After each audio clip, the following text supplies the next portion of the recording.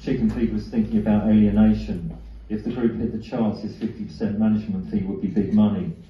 And if he could use alienation to promote warfare between rival youth cults, then sales of his book were likely to skyrocket. Alan would have to go. He couldn't take it. He was cracking up.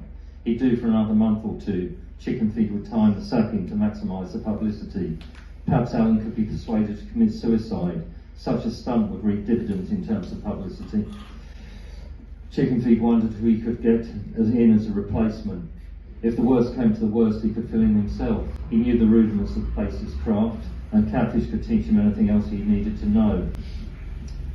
After all he had to do was pick a chord, go twang, and he had music. The phone was ringing as Chicken Feed let himself back into his squat. He pounded down the hall, the two bottles of 100 Pipers clanking together in a plastic carrier. "Hello," Chicken Feed hissed breathlessly. We'll skip the phone conversation.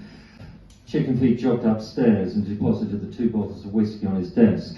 He looked through some typescripts. Casual had turned out well. Everything that needed changing had been marked up and annotated in red ink. The final touches would require very little mental effort. Everything that needed to be done had been marked up. It was far easier to finish something off than sit down in front of a blank computer screen and start from scratch. Hunger cut through Chicken Feed's dreams of success. The mental image he had of himself walking through Notting Hill with a dolly bird on either arm faded from his mind. The radio blared as Chicken Feed grilled toast. It was only a matter of time before he pulled himself out of the poverty trap. He could buy himself a toaster. Perhaps he wouldn't need one. The daily allowance from his royalties would pay for a cafe breakfast, a pub lunch, and an evening meal in a West End restaurant. News on the hour, every hour, the radio announced. There was a jingle that repeated the name of the radio station and the word news several times. Military ecologists have struck again and wreaked havoc in London, a newscaster announced.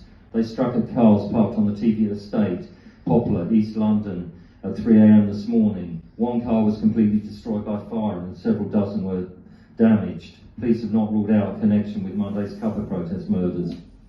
Okay, that was just to kind of give you a flavour.